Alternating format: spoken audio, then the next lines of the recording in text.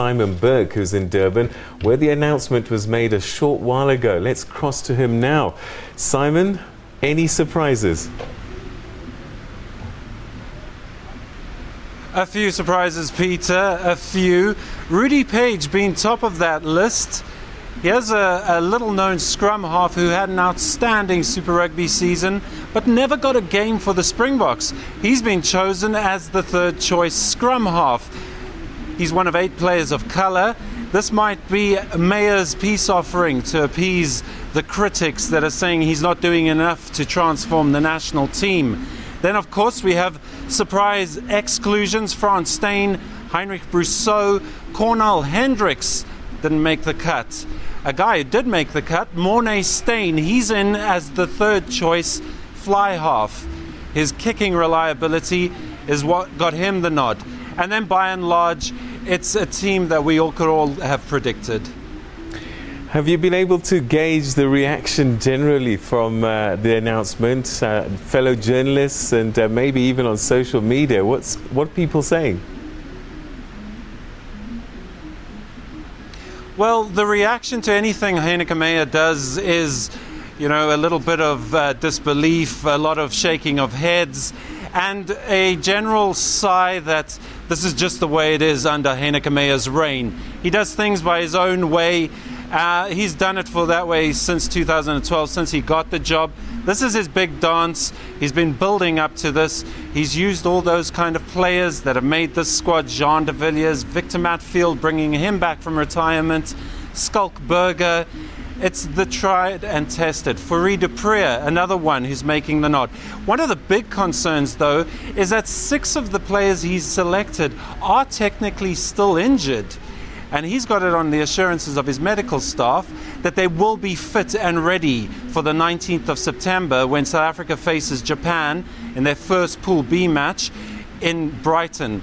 However, I don't know about that because some of those injuries were very serious. Koenie Oosthuizen's neck, Dwayne Vermeulen's neck, and Jean de Villiers, well, he's got a jaw injury now. We'll have to see what happens, but Heyneke Meyer thinks that they're all going to be fit and ready.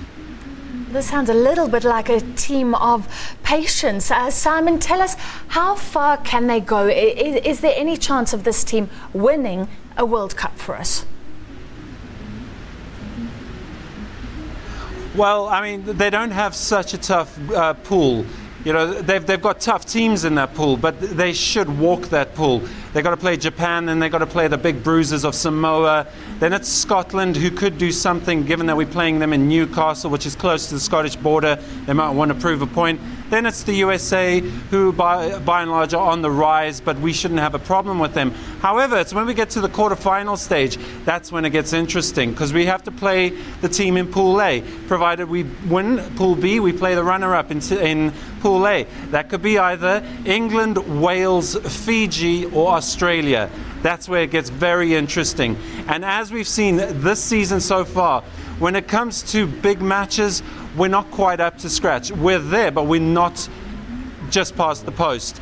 We lost the Rugby Championship. We only won in Argentina with a bunch of misfits, so-called misfits, but guys who could play. However, the point is, Heyneke Meyer is going to choose the guys he knows, and they didn't do too well this season. All right, Simon, as we put up the names of the players in the squad, I'm going to ask you, which players do you think that we should be looking out for that might be stand out in the World Cup for South Africa? Well, I think one of the players that I was pleasantly surprised makes the cut is Skulk Brits, the hooker. He's been chosen because of his versatility. He can also play at flank. He's incredible when it comes to English conditions. He's made a huge name for himself at Saracens.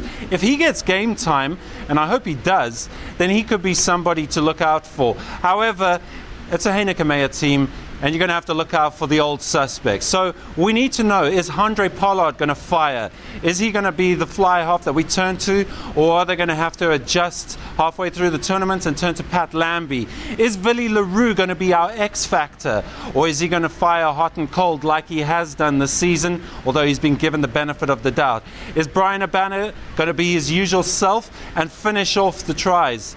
Those are the kind of questions. Then we got the guys like Skulk Burger, is Jean de Villiers going to make it to the World Cup? Is he going to get on the field? Has he lost an inch of pace? There's a lot of questions to be asked about this team.